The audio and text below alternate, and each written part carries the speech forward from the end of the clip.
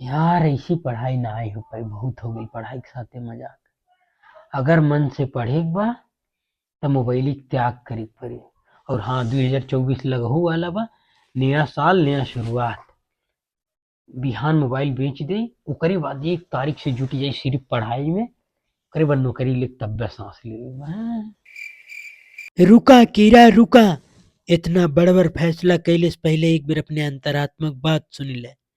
जे तरह मनुष्य के शरीर करतिन आँख कान नाक गुर्दा फेफड़ा ऑक्सीजन ऑक्सीजन सब जरूरी है, वही तरह आजकल के मनुष्य के जीवित रहे करतिन फोन बहुत जरूरी है। बिना फोन के मनुष्य एक हफ्ता से ज्यादा जीवित ना रह सकाला।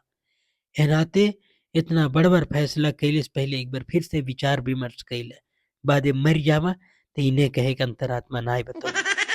बतियत सही कहा थे वो अंतरात्मा।